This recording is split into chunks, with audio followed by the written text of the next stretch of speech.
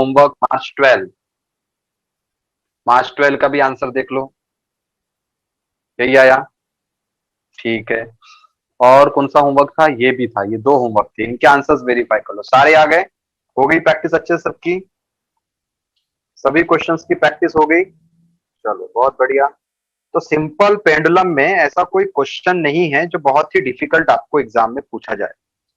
Simple pendulum में बहुत ही simple question आपके एग्जाम में आते हैं, समझ गया। फॉर्मूला टाइम पीरियड का रहेगा, या तो इंक्रीज रहेगा या तो डिक्रीज रहेगा, या फिर टू करके बोलेगा, तो टू यानी जो भी रहेगा सेम रखना। अभी आपके होमवर्क के आंसर आ चुके हैं, इसलिए हम आगे बढ़ते हैं। और एक क्वेश्चन और है आपकी टेक्स्ट बुक में ही, इसको देख लेते हैं, ठीक है। तो आपकी टेक्स्ट बुक का unsolve question page number 130, question number 13 start करें। चलो देखो, आप क्वेश्चन ध्यान दो। वर्डिंग यहाँ पे सिंपल पेंडुलम है, इसलिए मैंने इसको इस कैटेगरी में रखा है, नहीं तो हम वो डिस्प्लेसमेंट वाले टॉपिक में भी इसको देख सकते थे। तो क्वेश्चन कह रहा है simple pendulum perform SHM of time period capital T 4 second, how much time. आपको टाइम पीरियड देने के बाद आपको टाइम पूछ रहा है, उसके अलावा क्या बोल रहा है, after crossing the mean position. ये बड़ी अच्छी बात कही है, मेन पोजीशन से क्रॉस कर रहा है, मेन पोजीशन से क्रॉस कर रहा है। आपको पता है मेन पोजीशन के बारे में हमने काफी डिटेल पढ़ी है, डिस्प्लेसमेंट, वेलोसिटी, एक्सीलरेशन, सब कुछ। और यहाँ पे टाइम दिया है, तो डिस्प्लेसमेंट का ऐसा फॉर्मूला जिसमें टाइम होता हो वो मैं आपको बता दूं। From main position it is a sine omega T, from main position it will be A sine omega T. और ये अगर आपको पता चल गया तो समझ जाओ सारा क्वेश्चन सॉल्व हो गया। क्वेश्चन कह रहा है what is the displacement, what will be the displacement of Bob 1/3 of its amplitude. Displacement की भी एक कंडीशन है, क्या कंडीशन, कि वो डिस्प्लेसमेंट कितना, 1/3 ऑफ एम्पलीट्यूड। चलो गिवन फाइंड फॉर्मूले से स्टार्ट करते हैं। गिवन फाइंड फॉर्मूला, सबसे पहला काम गिवन लिखो, टाइम पीरियड कितना दिया है 4 second, time period 4 second, time मतलब स्मॉल टी होता है, टाइम पीरियड मतलब कैपिटल। उसके अलावा क्या बोला है, डिस्प्लेसमेंट की बात की है, वो भी कितना, 1/3 ऑफ इट्स एम्पलीट्यूड। यहां तक क्लियर हुआ, गिवन तो समझ गया होगा, इसमें बहुत हार्ड वाली बात ही नहीं है, बहुत सिंपल है। फॉर्मूला हमें पता है फ्रॉम मेन पोजीशन का है, तो हम सीधा सीधा लिखेंगे। यहां पे पहला फॉर्मूला स्टेप नंबर 1 क्या होगी आपकी, x equal to A sine omega T. क्यों ऐसा लिखा, आपको पता है फ्रॉम मेन पोजीशन यही होता है। डिस्प्लेसमेंट कितना है, a अपॉन 3, और साइन, ए साइन यहां पे लिखना पड़ेगा, ए साइन ओमेगा का मतलब 2 पाई अपॉन कैपिटल टी, और स्मॉल टी अपनी जगह पे। कुछ कैंसिल होता है तो करो, नहीं होता है तो छोड़ दो। और यहां पे कितना आ जाएगा आपका 1/3 equal to sine, time period की वैल्यू 4 है और स्मॉल टी यहां पे टाइम है, 1/3। जल्दी से इसको सॉल्व करो और बताओ कितना आ रहा है, सॉल्व करो, टी बताओ कितना आ रहा है, फटाफट सॉल्व करिए और बताइए कितना आ रहा है आपका आंसर। ट्राई करो जल्दी से, सबका आंसर आना चाहिए।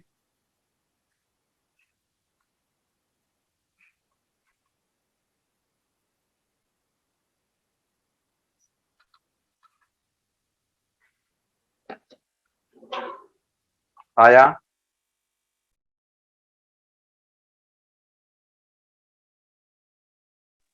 आया आंसर, ठीक है। तो आंसर वेरीफाई यहाँ पे कर लेते हैं, क्योंकि कुछ लोगों के आंसर अलग आ रहे हैं, मैच नहीं हो रहे आंसर। ऐसा होना नहीं चाहिए था, बट कोई बात नहीं, हो जाता है कभी कभी। सो फ्रॉम मेन पोजीशन, इसको सॉल्व करें तो 1/3 अपनी जगह पे, 1/3 अपनी जगह पे, ठीक है। और जो गलती आपकी हुई है उसको भी सॉल्व कर लेते हैं। गलती हुई है आपकी, आपको पता चला कहाँ गलती हुई है, ये यहाँ, ये 1/3 साइन, यहाँ गलती हुई। टाइम निकालना है, टाइम इसके साथ में, कोई यहाँ पे डायरेक्ट 1 लिख दे तो ऐसा पॉसिबल नहीं है। गलती हुई है तो यहाँ पे किसी ने इसको साइन π/2 सीधा 1 लिख दिया होगा, टी का क्या, ऐसा थोड़ी ना रहता है, ऐसा नहीं रहता है। देखो यहाँ पे इंपॉर्टेंट स्टेप कैलकुलेशन की, इंपॉर्टेंट स्टेप कैलकुलेशन की, देखो ध्यान से। ये साइन वाला जो भी टर्म है ये इसका कोएफिशिएंट है, ये साइन के साथ में टी है, तो आप डायरेक्ट पाई बाय 2 को 1 नहीं लिख सकते, इस बात का ध्यान रखें। आपको साइन इनवर्स लिखना पड़ेगा। 1/3 मतलब 0.33 होता है, पता है ना। और ये क्या हो गया मेरा, टी हो गया, टी नहीं sorry pi by 2, pi by 2 into T हो गया। ठीक है, तो 0.333 4 डिजिट में लिख लेते हैं इसको, तो 0.3333 ऐसे रिकर्सिव वैल्यू आई। जल्दी से नेचुरल साइन देखिए और बताएं कितना आ रहा है। नेचुरल साइन देखो और बताओ कितना आ रहा है। प्रॉपर स्टेप्स यूज करो, आंसर आ जाएगा, शॉर्टकट नहीं। नेचुरल साइन 0.33333 कहां पे है नेचुरल साइन में, तो 0.333 लेने के लिए आपको 19 डिग्री देखना पड़ेगा, और 19 डिग्री और 18 मिनट में ये मुझे मिल जाएगा। 333 नहीं मिल रहा है, सॉरी 333 चाहिए ना मुझे, हाँ। तो ये मुझे मिला 19 डिग्री 24 मिनट में, और 4 मिनट, 19 डिग्री 24 मिनट 4 मिनट, सीधा 24 मिनट भी लिखा तो ऐसा कोई प्रॉब्लम नहीं होगा। तो 19 डिग्री 24 मिनट भी लिखा तो भी चलता है, 28 मिनट भी लिखा तो भी चलता है। अब पाई बाय 2 है, प्रॉब्लम तो ये कि ये रेडियन में है और ये डिग्री में चल रहा है, समझ रहे हो। ये रेडियन में है और ये डिग्री में चल रहा है, तो मैं ये कहूंगा कि इसको आप डिग्री डिग्री कर दो, इसको भी डिग्री कर दो। पाई बाय 2 मतलब कितना डिग्री होता है, डायरेक्ट बताओ मुझे, टाइम बचाओ। पाई बाय 2 मतलब कितना डिग्री, सबको पता है ना पाई बाय 2 मतलब कितना डिग्री। लिख दो डायरेक्ट 90 डिग्री, चलो 90 डिग्री लिख देते। बट यहां डिग्री है, ये मिनट में है, कोई बात नहीं। 19 डिग्री, और आपको पता है ना फॉर 24 मिनट का मतलब कितना डिग्री, आप अपने लॉग टेबल में चेक कर लो, 0.4 डिग्री आ जाएगा, ये 90 डिग्री। तो t इक्वल टू क्या हो जाएगा, 90 डिग्री, और ये हो जाएगा 19.04 डिग्री। क्लियर हो गया, समझ गया सबको, यहां तक समझा, यहां तक समझा।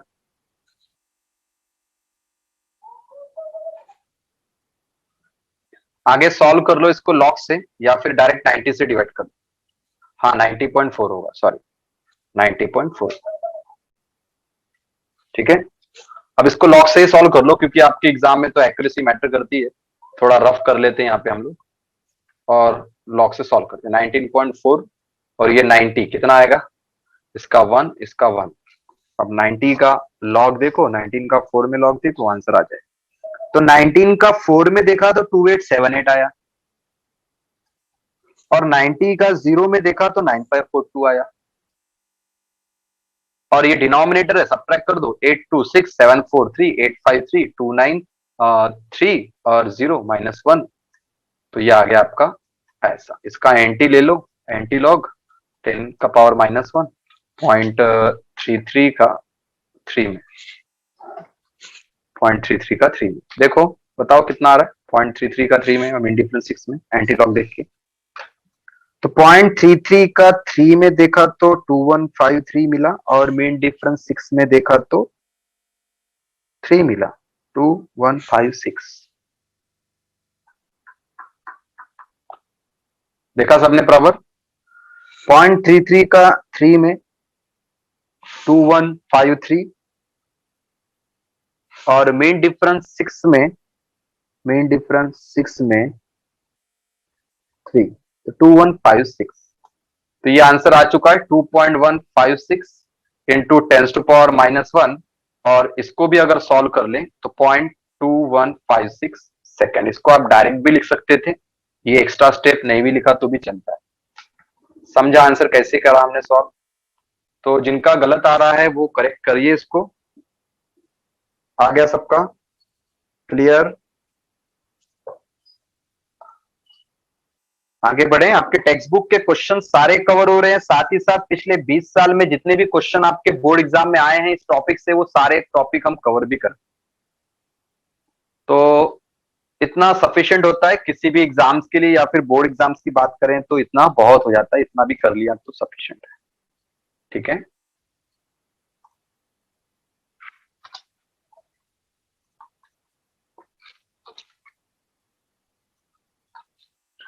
ओके, नया टॉपिक रहेगा आपका अब सेकेंड्स पेंडुलम। उसके बारे में ऑलरेडी मैं डिस्कस कर चुका हूं, एक बार वापस डिस्कस कर लेते हैं।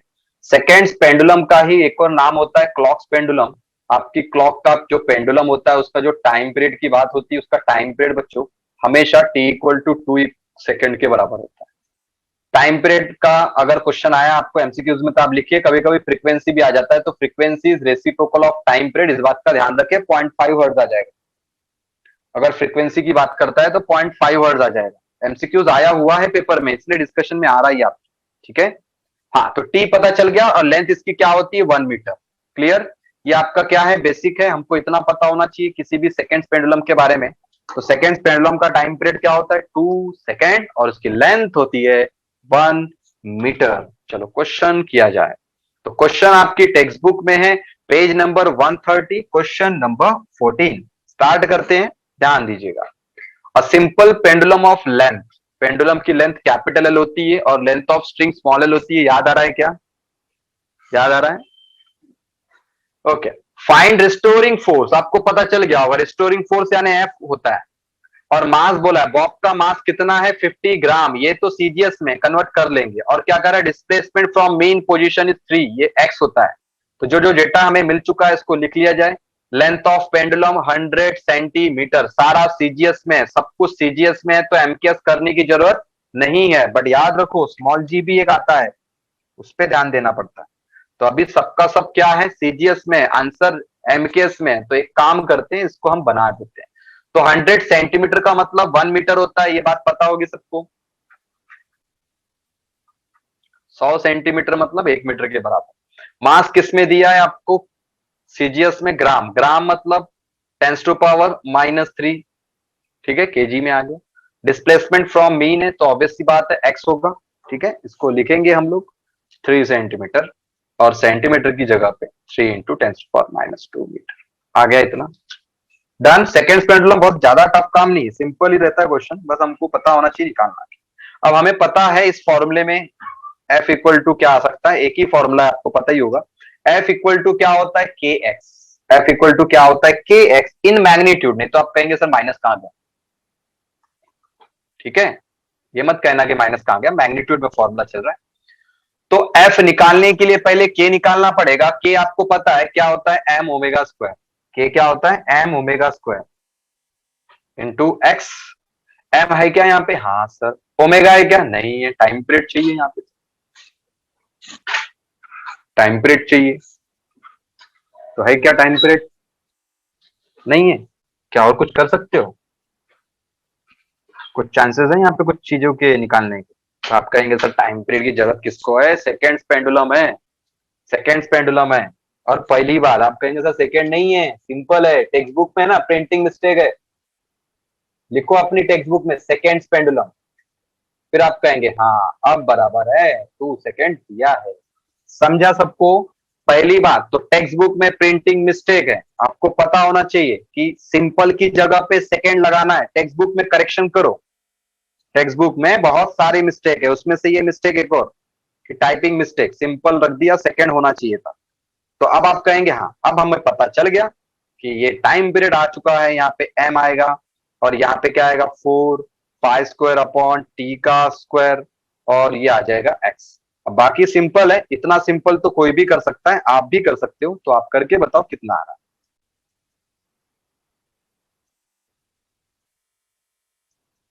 पाई स्क्वायर को क्या ले लूं बच्चों, बोलो आप लोग, आपका फेवरेट रहता है पाई स्क्वायर 10, आप हमेशा 10 ही लेते हो। बट आंसर देख लेना, मैच नहीं होगा फिर, ठीक है, आंसर फिर मैच नहीं होता है क्योंकि वो 9.8 का स्क्वायर लेना पड़ता है, फिर लॉग से सॉल्व करना पड़ता है। बट ठीक है, टाइम कम है अपने पास तो ऐसा कर सकते हैं। सॉल्व करें और आंसर बताएं क्या आ रहा है जल्दी से, 2 मिनट है आपके पास, जल्दी से फास्ट में सॉल्व करो और बताओ क्या आ रहा है आंसर, ठीक है।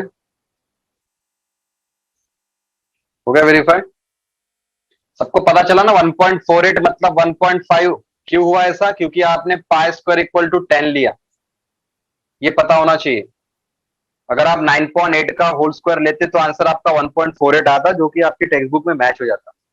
अब ये ऐसा बोर्ड एग्जाम में मत कर लेना, बोर्ड एग्जाम में प्रॉपर 9.8 लिख के यूज करना, प्रॉपर आंसर आएगा, क्योंकि ये ऑब्जेक्टिव क्वेश्चन नहीं है, सब्जेक्टिव क्वेश्चन है। ऑब्जेक्टिव में पाई स्क्वायर मतलब 10 लेना पड़ता है। क्लियर हो गया बात?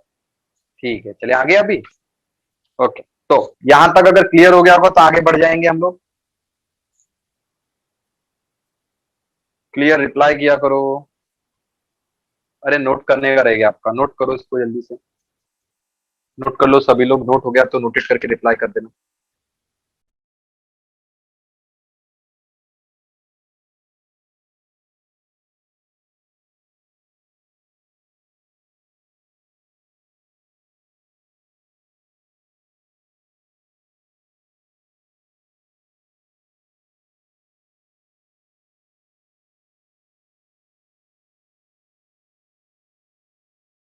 ठीक है, तो सबका नोटेड हो गया है। अगला क्वेश्चन पे आते हैं, ठीक है।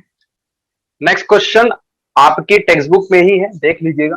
सेकेंड पेंडुलम इस बार नाम है, तो कोई दिक्कत नहीं जाने वाली। अब देखो स्मॉल जी को ना आप 10 मत ले लेना, नहीं तो आंसर कभी नहीं आएगा।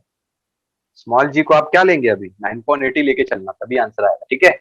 तो find the change in length, find the change in length. आपको चेंज मतलब डेल्टा लेना पड़ता है, लेंथ यानी L, L for length. Second pendulum, time period कितना है पहले, 2 second. If the acceleration due to gravity at a place changes from 9.7, 9.7, ये टाइपिंग मिस्टेक हो गई यहाँ पे, 9.75 मीटर पर सेकेंड स्क्वायर टू 9.8 मीटर पर सेकेंड स्क्वायर, यानी एक्सलेरेशन ड्यू टू ग्रेविटी पहले कुछ और थी, बाद में कुछ और हो। तो सबसे पहला काम गिवन जो दिया है उसको पहचानो। सबसे पहले तो टाइम पीरियड आपको पता चल गया होगा 2 सेकेंड। बाद में कितना टाइम पीरियड है वो नहीं पता, लेकिन इतना तो पता है कि पहला वाला टाइम पीरियड इतना ही। तो टाइम पीरियड बाद में चेंज कर रहा है क्या, कहीं पे लिखा है ऐसा कुछ चेंज होने के लिए? नहीं बोला है। तो यहाँ पे आपको सेकंड पेंडुलम ही बाद में भी यूज करना है। तो क्लॉक आपकी चेंज नहीं हो रही है, पहले भी सेकंड पेंडुलम थी, बाद में भी सेकंड पेंडुलम है। तो यहाँ पे हम लोग लिखेंगे कि हमारे पास टाइम पीरियड सेम ही है, कितना, 2 सेकेंड। क्योंकि यहाँ पे क्लॉक या तो पेंडुलम चेंज नहीं हो रहा है, और पेंडुलम अगर सेम है तो उसका टाइम पीरियड भी सेम है। अब देखो ध्यान देना, यहाँ पे छोटी सी बात है बट बहुत काम की बात है। डेल्टा एल फाइंड करने का मतलब ये है कि आपको L2 माइनस L1 या तो L1 माइनस L2 फाइंड करना। अब कौन सा बड़ा कौन सा छोटा ये तो इसके ऊपर डिपेंड करता है। तो 2 पाई इक्वल टू क्या होता है, under root L by G. तो T into root G equal to 2 pi under root L.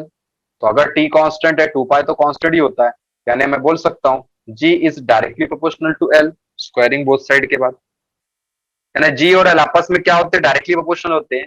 तो यहाँ पे मैं कह सकता हूं कि स्मॉल जी 1 छोटा है और ये जी 2 बड़ा है, यानी कि L2 माइनस L1 होगा, G2 माइनस G1 यानी कि L2 माइनस L1। यहां तक समझ गया सबको? गिवन डेटा समझा के पहले ये बताओ।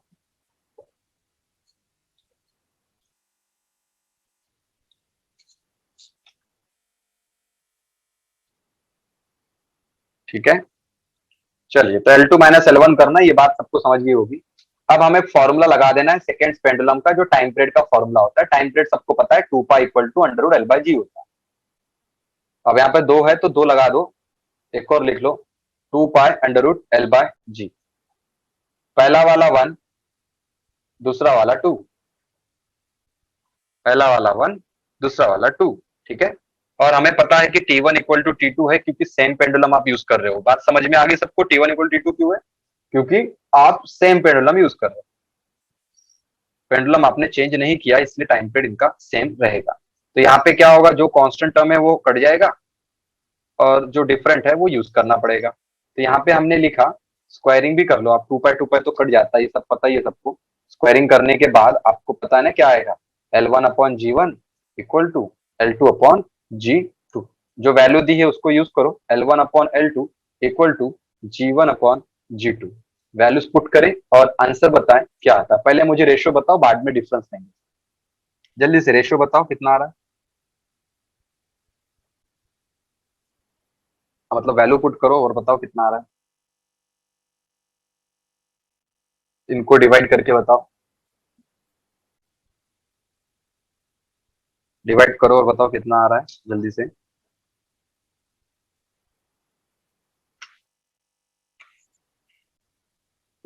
लॉग ले लो, टाइम बचेगा।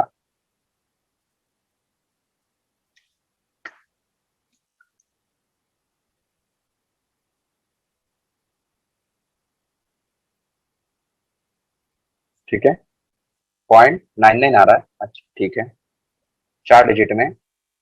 ओके ठीक है, मैं भी निकाल लेता हूँ, रफ एक बार कर लेता हूँ, मैं भी रफ कर लेता हूँ।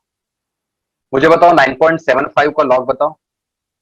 9.8 का तो मुझे याद है, 9912 होता है। 9.75 का लॉग बताओ।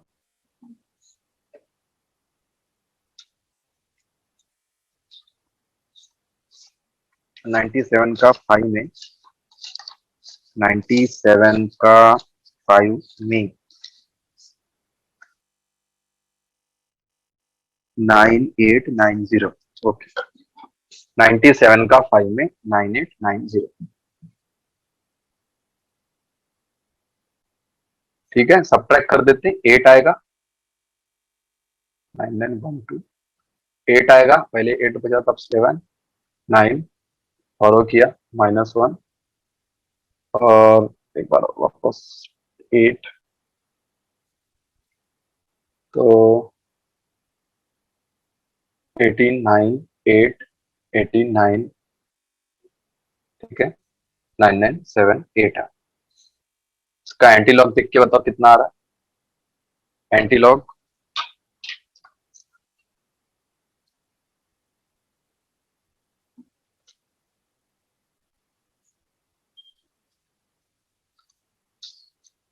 कर रहे हो बराबर, solve,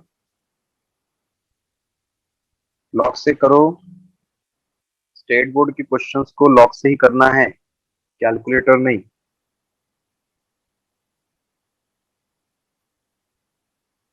nine nine four nine,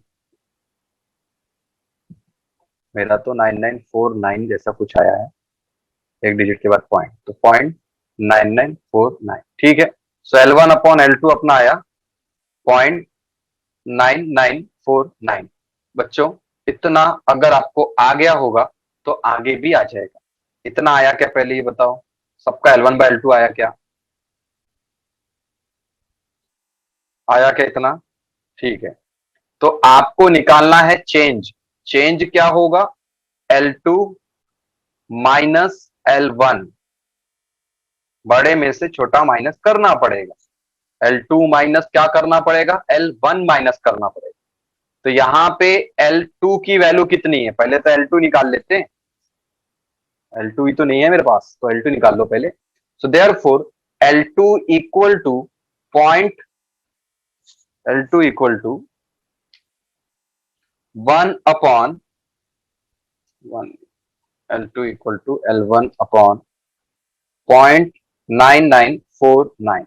सो देयरफॉर मेरा काम मेन था कि चेंज कैसे निकालना है, तो चेंज निकाल रहे L2 minus L1 equal to, तो आप इसे सब्ट्रैक्ट कर दो 0.9949।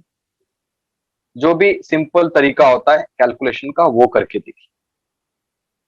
L1 पता है कितना है बच्चों, L1 पता है क्या, कितना है, 1 है। क्यों 1 है, सेकेंड्स पेंडुलम है इसीलिए, सेकेंड्स पेंडुलम है इसीलिए L1 1 है। एक डिजिट के बाद पॉइंट लेते तो अच्छा रहता।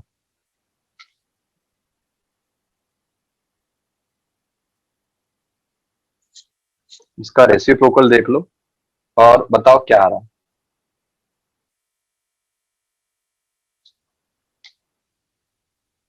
इसका रेसिप्रोकल बताओ तो सही कितना आ रहा है।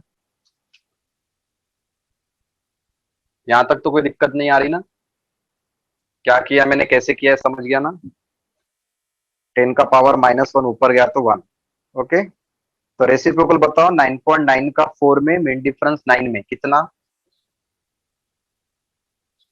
रेसिप्रोकल 9.9 का 4 में 1006 और मेन डिफरेंस 9 में 1 है, सब्ट्रैक्ट 1005।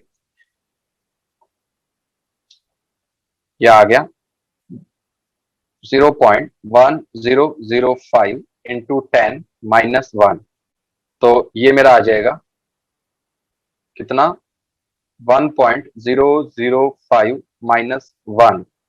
बच्चों आंसर आ गया क्या आपका? सो देयरफॉर यहाँ जगह नहीं है, आप समझ सकते हो, यहाँ पे आंसर आने वाला है 0.005। जगह ही नहीं है, क्या करें, अच्छे से लिखना पड़ेगा फिर से। ठीक है, तो ये क्या आ गया मेरा, डेल्टा एल। कितना आ गया डेल्टा एल? डेल्टा एल आ गया मेरा 0.005 metre. This is our answer. अब वो 5-1 नहीं आ रहा है, कोई बात नहीं, इतना तो आ गया ना, बहुत है। इतना भी आ गया, बहुत है। समझ गया सबको कैसे करना है?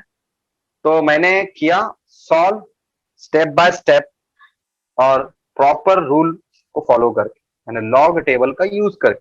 कैलकुलेटर यूज करेंगे आंसर मैच नहीं होगा। ठीक है, तो 0.005 इज अवर करेक्ट आंसर।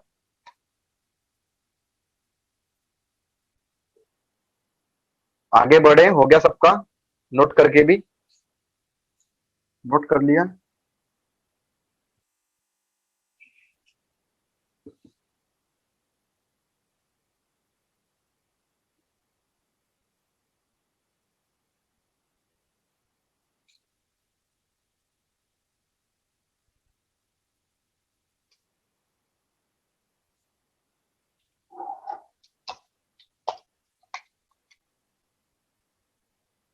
ठीक है, नेक्स्ट क्वेश्चन को इरेज कर देते।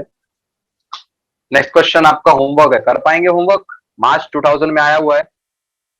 अब ये कंपलसरी नहीं है, तो मैं ये बोलता हूं कि करना है तो करो, नहीं करा तो भी कोई दिक्कत नहीं। ठीक है, नॉट कंपलसरी।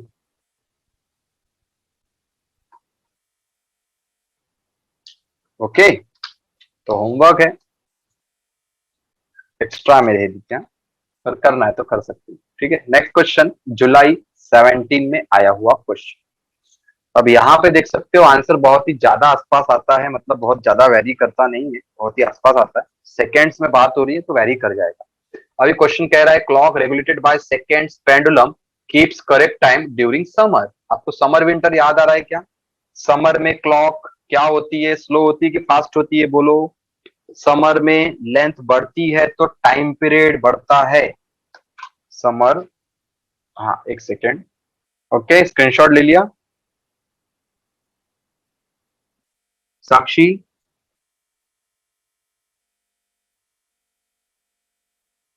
ठीक है, तो समर की बात कर रहा हूं। समर में घड़ी क्या होती है बच्चों, स्लो हो जाती है। ठीक है, तो कितना टाइम का लॉस हो गया ये पता करना पड़ता है। तो टाइम क्या होता है, हमें समर में लॉस होता है। तो हिंट दे रहा हूं, बस आप लोगों को ऑलरेडी पता ही है। समर में लेंथ बढ़ती है तो टाइम पीरियड बढ़ता है, तो क्लॉक क्या होती है, स्लो हो जाती है। क्लॉक स्लो होने से टाइम क्या होता है, लॉस। जो भी टाइम का लॉस होता है वो निकालना है। एक दिन में कितना होता है वो निकालना है। वन डे मतलब 24 आवर्स। 24 आवर्स। अभी बात करेंगे सेकेंड पेंडुलम की, तो क्वेश्चन कह रहा है second pendulum keeps correct time. Second pendulum keeps correct time during समर, length of pendulum increases to 1.005 metre. 1.005 metre. How much will the clock gain और लॉस?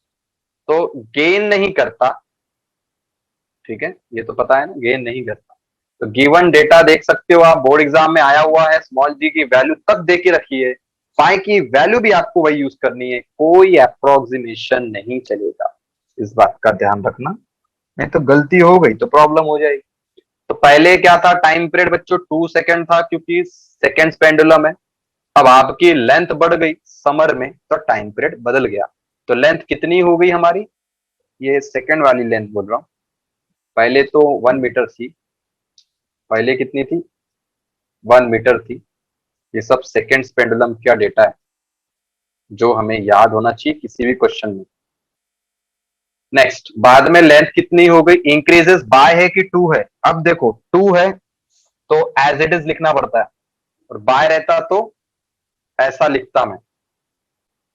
अगर बाय रहता तो, अभी बाय नहीं है क्वेश्चन में, तो डायरेक्ट लिखने का जो दिया है वो 1.005 मीटर। क्या सबको बाय और टू में डिफरेंस समझ गया क्या? बाय रहता है तो सच में बढ़ाते हैं और टू रहा तो एज इट इज लिखना पड़ता है। ठीक है, छोटी छोटी बातें हैं, बहुत ही इंपॉर्टेंट होती है, इसलिए मैं बता देता हूँ बीच बीच में। अब देखो, स्मॉल जी भी आपको कांस्टेंट है तो देख ही रखा है, 9.8 मीटर पर सेकेंड। पाई की वैल्यू हमें लर्न होती है 3.142, और फाइंड क्या करना है हमें, कितना समय में चेंज हुआ। ठीक है, तो टाइम के बारे में हमें पता करना है, हमें पता है कि लॉस ही होता है, तो बच्चों मैं लिखूंगा लॉस इन टाइम पीरियड, यानी delta T equal to question mark. ठीक है, यहां तक समझ गया सबको? पहले क्वेश्चन का गिवन समझा क्या? क्योंकि देखो, पेंडुलम में दो टाइप रहते हैं, एक सिंपल पे क्वेश्चन आता है, बहुत ही सिंपल रहता है, लेकिन सेकेंड्स वाले पेंडुलम में कुछ डेटा हमें याद करके रखना पड़ता है। ऐसा डेटा जो हमें याद है उसके ऊपर भी क्वेश्चन बड़ा मॉडिफाइड फॉर्म में रहता है। तो अभी हमारा काम क्या है, T1 नहीं निकालना, T2 निकालना। तो पहला काम T2 निकाल लीजिए, उसके बाद हम उसका डिफरेंस देते हैं। तो T2 क्या होगा, T2 equal to 2 pi under root L2 upon g. जल्दी से मुझे T2 की वैल्यू बताइए। L2 लिख लिया हमने यहाँ पे, और स्मॉल जी तो आपको पता ही है, स्मॉल जी कांस्टेंट है, उतना ही लेना पड़ता है, यहाँ स्मॉल जी नहीं बदल रहा है। T2 की वैल्यू बताओ जल्दी से।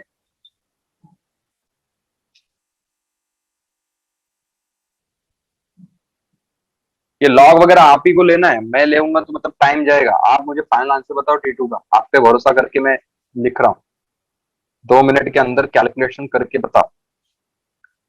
स्क्वायर रूट का टेबल देखेंगे तो मिलेगा आपको, स्क्वायर रूट का टेबल होता है ना, तो वो चेक करो, आपको बोर्ड एग्जाम में स्क्वायर रूट का टेबल मिलेगा, उसी को रेफर करना है।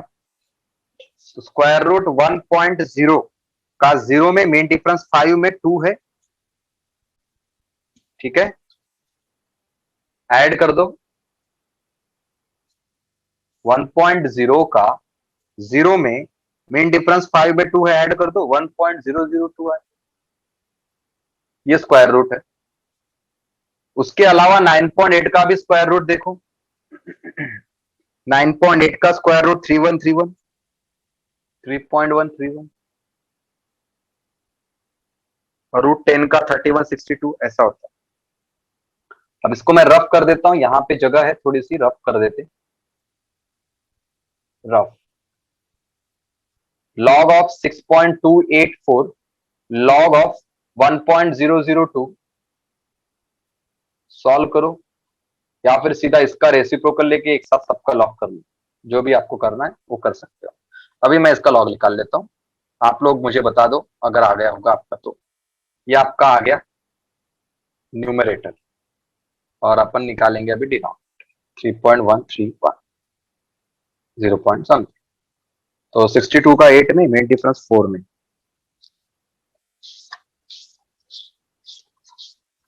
62 का 8 में, मेन डिफरेंस 4 में, 62 का 8 में 7980, मेन डिफरेंस 4 में 3 है, तो 7983, 7983। 10 का 0 में, मेन डिफरेंस 2 में 8 है, तो 0008। ठीक है ना, 10 का 0 में, मेन डिफरेंस 2 में 8 है, तो 0008। 31 का 3 में, मेन डिफरेंस 1 में, 31 का 3 में, अरे क्या हो गया, एक सेकेंड, 31 का 3 में 4955, और मेन डिफरेंस 1 में 1, तो 4956 आएगा। ठीक है, यहां तक? ये आपका न्यूमरेटर, यहां तक समझा? लॉग तो समझता ही आप लोगों को, इसमें कोई दिक्कत वाली बात नहीं है, लॉग तो आना भी चाहिए आप लोगों को तो। ठीक है, ये तो क्या हो गया यहाँ पे एडिशन, तो क्या हो जाएगा, 8 3 11, 1 कैरी, 9970 पॉइंट। सब्ट्रैक्ट करें, 1 में से 6 गया तो 5, मतलब 11 में से 6 गया, पहले बचा था 4, अब बचेगा 3, 990743 या आ गया इसका एंटी। एंटी लॉग बताओ इसका कितना आएगा। एंटी लॉग 0.30 का 3 में मेन डिफरेंस 5 में, 0.30 का 3 में मेन डिफरेंस 5 में। टाइम लगता है, देखो क्वेश्चंस ऐसे ही रहते हैं, बोर्ड एग्जाम में आते हैं, आपको प्रॉपर कैलकुलेट करना पड़ता है। स्टेट बोर्ड का क्वेश्चन है, टाइम लेगा। तो 2011 आ रहा है मेरा 20 लॉग। 0.30 का 3 में 2009 और मीन डिफरेंस 5 में क्या मिला, 5 में मीन डिफरेंस 2, तो 2011 आ रहा है 2011 2.011। सो बच्चों T2 अपना आ गया 2.011 सेकेंड। 2 पॉइंट इतना सेकेंड आया क्या सबका? 2.011 सेकेंड आया? ठीक है, ठीक है, ओके, चलो बढ़िया, ठीक है।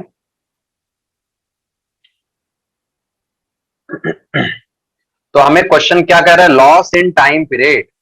तो लॉस कितने का होगा, therefore delta T equal to क्या होगा, delta T equal to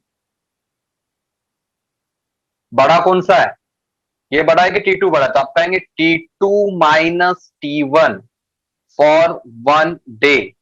day लिख देता हूं direct, day 1 day. T2 minus T1 करो कितना आ रहा है, T2 माइनस T1 करो कितना आ रहा है,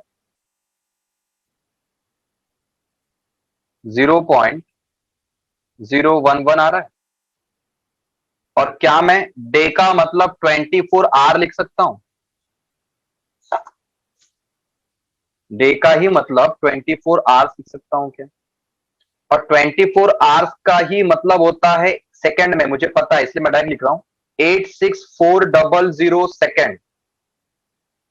जिनको नहीं पता होगा उनके लिए 24 आवर मतलब 24 इंटू, ठीक है, 24 आवर मतलब 24 इंटू 60 इंटू 60।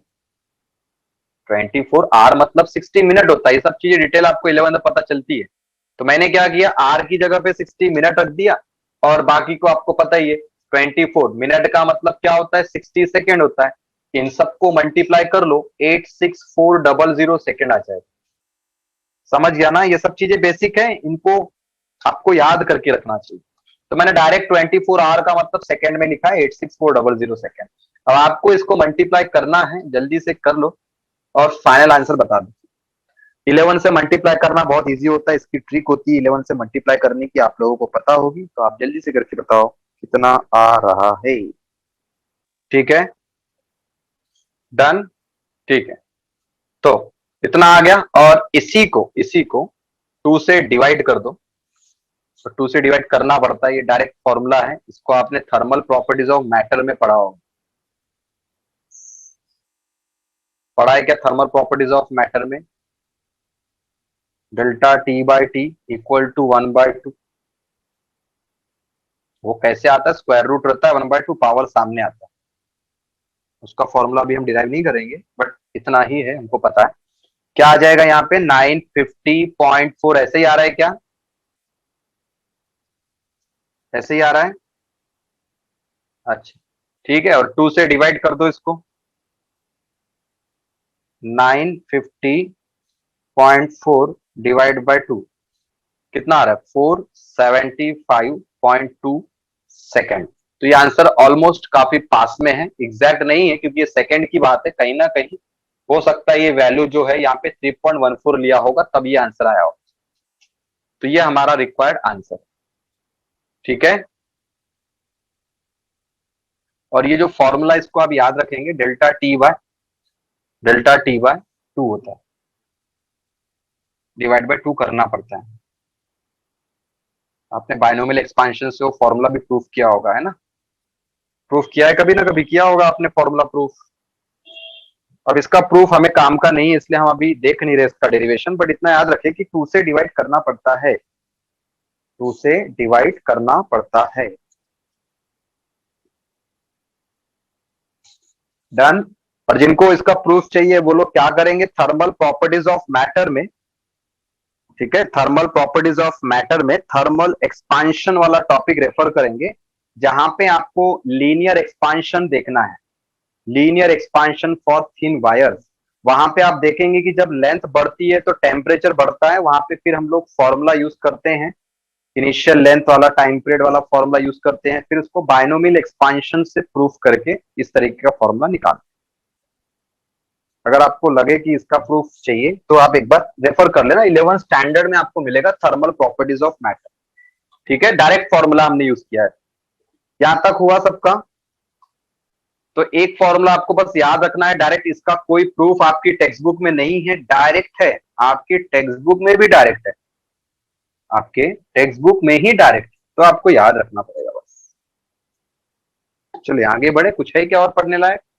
हाँ, एक और क्वेश्चन है, सेम पैटर्न पे क्वेश्चन है, तो ये आपका बनेगा होमवर्क, सेम पैटर्न पे और आपकी टेक्स्ट बुक में है, आपकी टेक्स्ट बुक में है, तो आपकी टेक्स्ट बुक में भी कहीं भी प्रूफ नहीं है इसका, बड़ी बात है, टेक्स्ट बुक में कहीं प्रूफ नहीं है लेकिन क्वेश्चन है हमको, तो ये क्वेश्चन आपका बनता है होमवर्क। सेम पैटर्न, विंटर है, पहले समर पढ़ना आपने, अब समर के अलावा विंटर भी रह सकता है, तो एग्जाम में विंटर वाला क्वेश्चन देख सकते हो, आने के चांसेस है, ट्राई करना आप लोग इसका, कोई डाउट वगैरह आए तो हम देख लेंगे, या फिर आपको अगर लगता है कि सर ये डिवाइड बाय 2 क्या है, प्रूफ बताइए, तो प्रूफ भी देख लेंगे, और क्या। क्लियर? स्क्रीनशॉट ले लिया होमवर्क का?